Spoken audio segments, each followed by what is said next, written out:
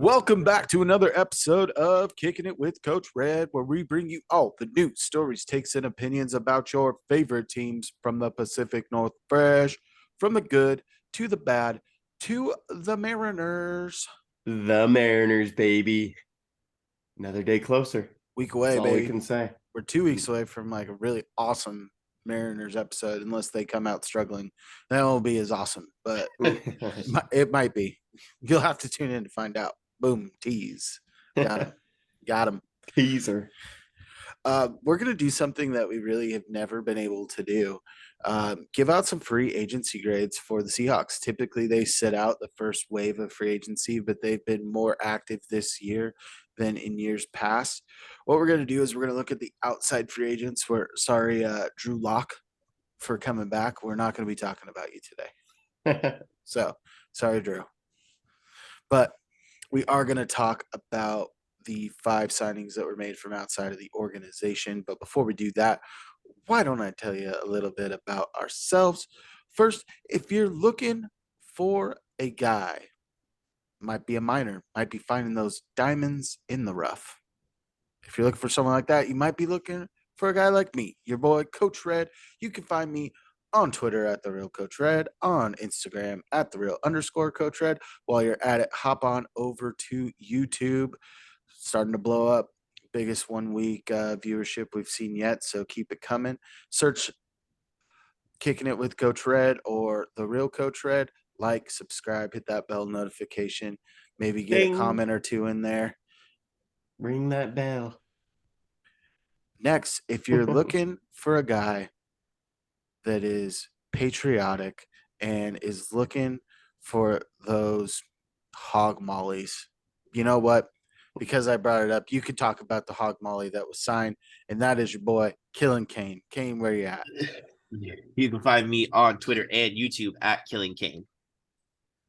Short and sweet. That's how we like it. And if you're looking for a guy who might have been the guy in high school rocking some like studded diamond earrings because he was all about the glitz and the glam, and he's ready to tell you where he's at, fam. And that is Lefty France. What up, peeps? Follow me on Twitter at Lefty France, on Instagram at DFrance13. Go over and follow the pod at Coach Red Pod on Twitter and Instagram. Hey, follow us. Do it, freaking do it. I don't know if you rock the diamonds, but no, never had my ears pierced, but I feel like I could have rocked them for sure. Well, I figured when we talked about free agent signs, you're like, Lamar. It's like he's in the club. He's sitting there shine bright like a diamond. You were sitting there with your parents' credit card, like, yeah, I'll take the Chris right here. True. Just popping bottles. Sorry, mom and dad. And Seahawks are kind of popping some bottles. They're giving out some contracts. The first one that was given out, I'll go ahead and break that down. It was Draymond Jones. Listed as defensive tackle, but kind of would be in a defensive end role for the Seahawks because in that 3-4, your D tackle is more of a nose, and he doesn't have the size to slot in there. But Draymond Jones signs a 3-year deal, $51.5 million, and this is a guy that's had some production. Playing more on the inside in that 4-3, playing on the inside D tackle, making some pressure from the interior. In the 3-4, he's going to be playing a little bit further outside, but saw a bunch of clips of him just destroying double teams. And what you see from him, 4-year career with the Broncos, he's sitting at 22 sacks, which is a pretty solid number when you're looking at someone from the interior, 5+ a year on average. He also gets 10 QB hits a year on average, so just over 40. Here's some of the impressive stats that really shows how disruptive he can be in the backfield. So he has 138 pressures since entering the league in his 4-year career. Out of interior defenders, that's 19th most in the league. You're like, oh, 19th, that doesn't sound great. But what I do want to tell you is he averages 14 games a year. So that's out of 2 16-game seasons and 2 17-game seasons. So he's missing, an 1/8 to a 1/6 of the season. And still the 19th best disruptor in the backfield. But here's where it gets even better. His pressure rate on quarterbacks. His pass rush win rate clocks in at a pretty high of 14.5, which ranks 11th overall with interior defenders. And that's going up against the likes of Jeffrey Simmons and I don't know, a guy you may have heard of called Aaron Donald. Oh, So I think I know that guy. you look at the free agency class this year, you had some big guys. Deron Payne was another one that we highlighted before, gets franchise tag, signs an extension with the Commanders. Javon Kinlaw ends up getting a pretty lucrative deal to go from Philly to the 49ers. Ugh. Boo. Ooh. I mean, I hate it, but that D-line is looking something fierce. That D-line has looked scary for a long time. Okay, Yeah. I have a quick question before I finish my breakdown. I'm going to ask it to the youths in the room. Oh, So, Jesus. what's the difference between something that slaps and something that claps? Something that slaps usually means very, very good. So like when you sit there and you're like, damn, that food slaps. Like Means it's so, like, yeah, super yeah, good. it's enjoyable. What about thick. claps? Like, I've never heard of claps. I mean, like getting clapped means like getting beat bad or anything or something Okay. like Or that. I thought you were going to say getting clapped is getting getting, clap, and I thought we were going to go down a weird No, road. no, We're not no, talking no. about STDs this episode. No. well, Like I get mean, clapped, kid. well, there's You just that got or beat bad. getting clapped, it's the other. I don't know if you want. I don't Like know if you want me to clapping say cheeks. it exactly. Okay, you said it, not me. We're not putting the E on this episode. But speaking of letters, my grade for Draymond Jones, I've got him clocked in at a B plus. This is a guy who in this free agency class was a top tier guy. The three top guys were Draymond Jones, Deron Payne, and Javon Kinlaw. Draymond Jones, probably the third best out of those guys, gets a little bit less money on the deal, but huge signing. You do not see the Seahawks go make a move like this early in free agency. And I think that part of it is you're not tying up as much money into the quarterback room. Right. And you're not sitting there with that. You're going to be getting out of dead money with the Bobby contract, with the Russ contract, and some of that in the upcoming years. So this is a big move that can help them not only for this year, but really help them progress in the future. Well, the one thing that I've noticed with these signings, it's we came into last year thinking it's a rebuild now. Let's we don't have Russ there anymore. We all don't know what Gino's gonna do. And as soon as they made the playoffs, it's like, all right, we need to start adding some depth to this team to really solidify getting back to par, basically. And the NFC is not strong right now. There's just a couple teams that are terrifying, but other than that, it's kind of cakewalk. If you want really pressure in any division, that's the AFC.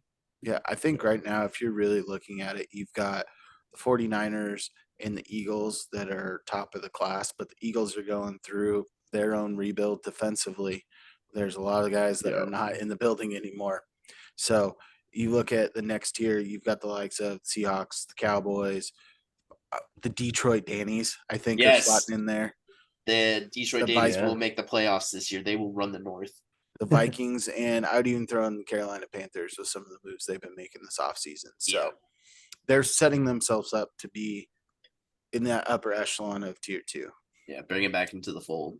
So speaking of adding to the team, the next free agent signing we've got is a familiar face, Jaron Reed. Lefty, break it down for us. Yeah, so I really like this signing, especially with our defensive interior. Well, I guess our defensive line as a whole being slim, releasing Al Woods and Shelby Harris, Quentin. All those guys are no longer with the Hawks. So bringing Jaron Reed back is huge for us. The guy is a monster. Can fill up the holes, and we got him for pretty damn cheap. think it was 2 years, $9 million with the signing bonus. But yeah, I just think that I give the grade an A, really, because the value is so huge there that it deserves an A, truthfully.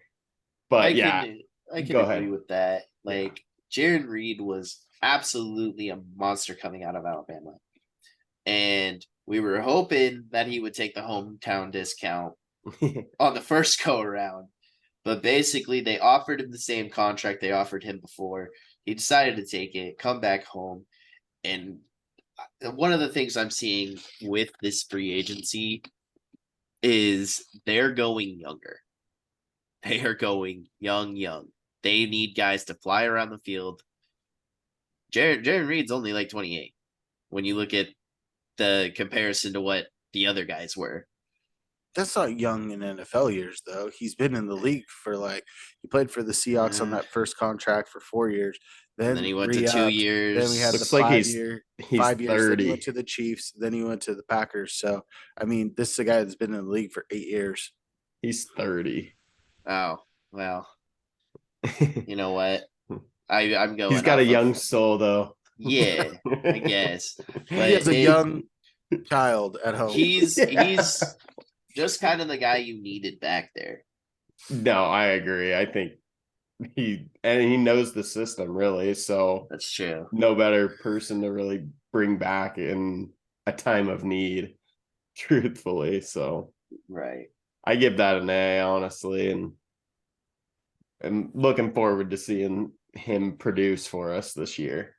We need more Jarons in the world, baby. Yeah. Okay. On to the next one. Okay. Next signing that came across the ticker was guard / center Evan Brown signing over from the Detroit Lions. Cain, break it down. So first, I'll give my grade. He is getting a B minus, and he's bounced around the league a lot. He came out of the draft being undrafted, signed with the team, has been on a couple practice squads, been called up, been cut, been signed back, all that jazz. Finally got a good landing spot in Detroit. He was behind, I want to say, Ragnow. Yep. That center. Yep. Went down, filled in, played pretty well. His run game blocking has gotten significantly better. I watched some tape on him and some of the moves he's making, like leading the left when you're looking at it from the quarterback angle. The tackle on your left, pushing him off, cutting back, hitting a linebacker, letting your wide receiver go up the middle for a touchdown. That's kind of things you want to see from this guy. And I think he's going to slot in at center for this team come opening day. Opening day. And you can see the run game really go to that next level next year.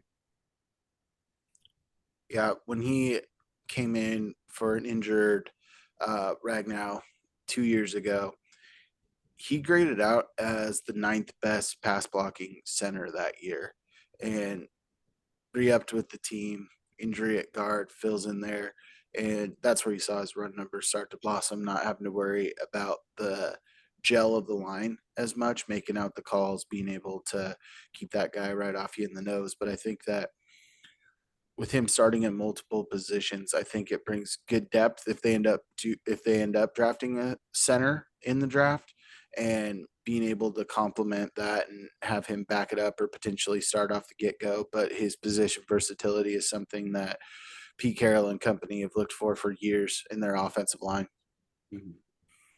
I agree. Definitely. The next pick that came across the ticker, linebacker Devin Bush of Pittsburgh. So signs a 1-year, $3.5 million deal. He's a former top 10 pick. The Steelers traded up to get this guy, and his rookie year, straight up baller. Phenomenal as a rookie. year 2 tears his ACL pretty early on in the season and was kind of hampered with injuries after that. Lost a little bit of his explosiveness, which was one of his key attributes that really helped him succeed with the Steelers. And at points in time of even last year, he got benched.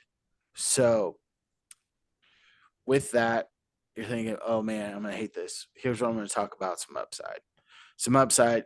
He's still a guy that had the attributes to be taken in the top 10, which is a pretty lofty feat for most linebackers. It doesn't happen very much, especially guys that play in the middle.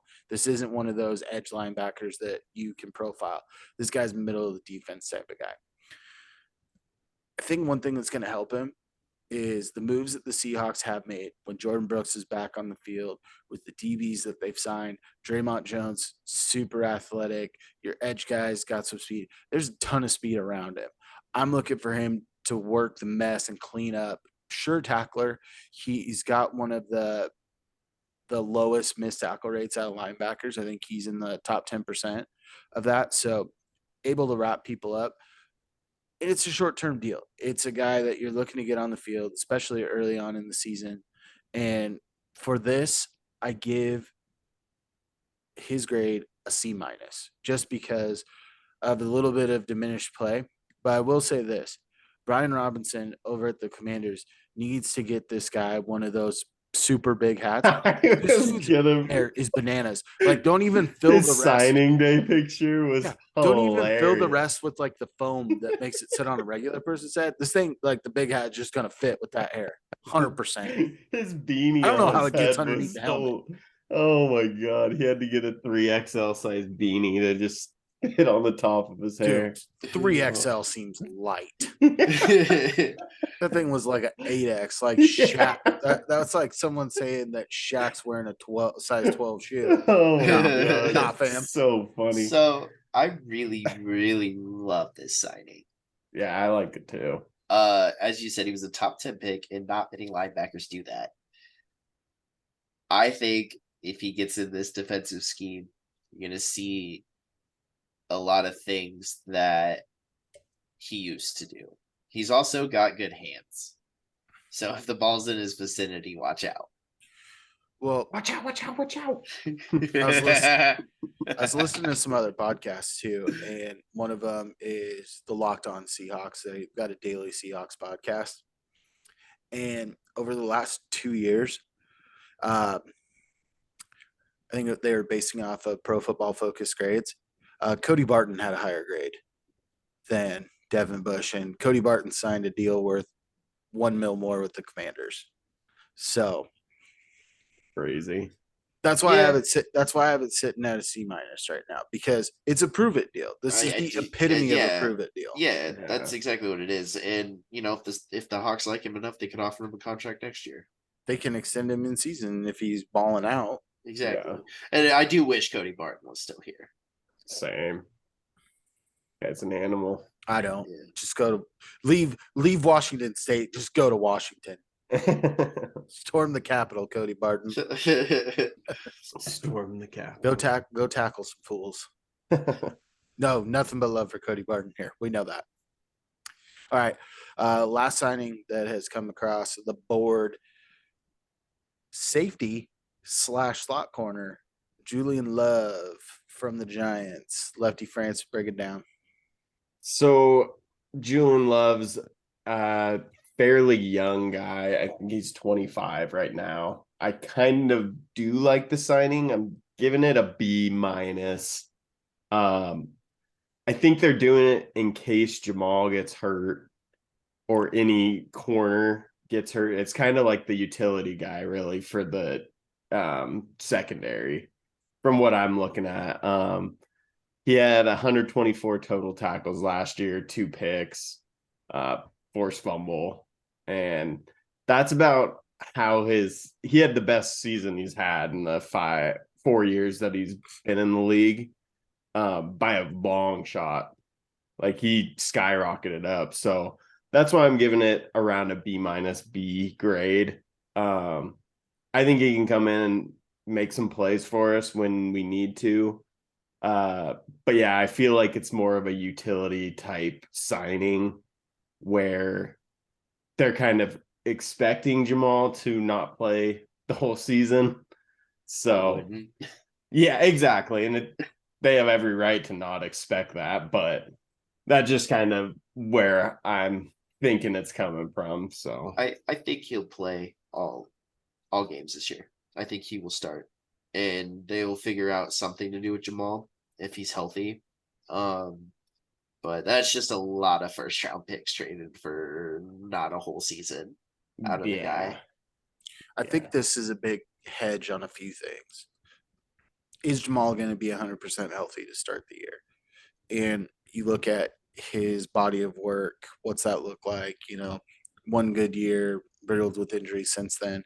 You still have a restricted free agent in Ryan Neal, who could come back to this team. So I think it's a hedge if Ryan Neal finds bigger money elsewhere. Yeah. Or it gets really crazy because the versatility with Julian Love, he's played high safety, he's played box safety, and he in his early years he played extensively at slot corner. This could be a precursor to having him being your slot corner. A lot of things I've been hearing, very similar size profile to Justin Coleman, who was a lockdown slot corner for us. Love Justin Maybe this bumps Kobe Bryant outside into that competition for the cornerback position. And it could get even crazier if you do get a healthy Jamal Adams. You do have Ryan Neal, who received some All Pro votes last year by his peers. You could see a situation where Jamal kind of goes into being a will linebacker. Yeah. You're running Neal up top. You're running Quandre at free, and you got Julian Love rocking the slot. Talk about speed and versatility in your secondary with this. It could be huge. I could see Kobe getting kicked out to the corner, and him and Tariq Woolen will be a force to be reckoned with. One You of can those get great Mamba'd, or you can get Reeked. Mamba There you go. Reeked. There you go. Maybe you can get a Mamba Reek. Maybe it's a tip by one on a man crosser, and the other one picks Oh, up. man cross. You better trademark that real quick. What, man crosser? No, reeked and Mamba reeked. Mamba Reeked. Jeez, yeah. If only I just had all the money in the world for the multitude of listeners we have to steal this and trademark it. But don't worry, we're getting more and more. And to get even more, you should probably follow us. We're putting out some good stuff. We're putting up clips. We're putting out polls, talking sports, talking Seahawks, talking Mariners. Shoot, sometimes we even talk a little bit of Sounders. Or Kane talks about like the entire NFL and all the MLB and heck, even the WBC. Let's get real here. Yes, sir. And Lefty has cool quarantine drinks with his friends. Yeah. Saint it. Pretty much. But best way to find us is hop on over to social media. You can find me, your boy Coach Red, on Twitter at the real Coach Red, on Instagram at the real _Coach Red. Hop on over to YouTube. Like, subscribe, bell notifications, hit that comment up. Kicking it with Coach Red is what you need to search. Kane, where you at? You can find me on Twitter and YouTube at Killin Cain. Lefty France, where you at? Follow me on Twitter at Lefty France, on Instagram at dfrance13. Go over and follow the pod on Twitter and Instagram at Coach Red Pod. Follow those follows. Do it, freaking do it. Come on. Before we go any further, I did tell some of the fans that were out there voting on our poll, ran a poll today about what you would grade the Seahawks free agency as, and the fans have spoken. Let's hear it. Clocking in at 17%. A C. Okay. That was third place. Third place. Second place, an A at 33%. And with a resounding 50%, a B. Yeah. That sounds about right. I like that. Averages out. Definitely averages out. I think especially if you look at our grades, I think we're right there, right around a B. We've had some A's, some C's, D minuses. I think B's hey diddle diddle right down the middle. It's Yeah. bee's knees, man. Bees It get is the bee's degrees. knees. And you guys are the bee's knees. So, hey, as always, stay fresh. Stay fresh, peeps. Peace.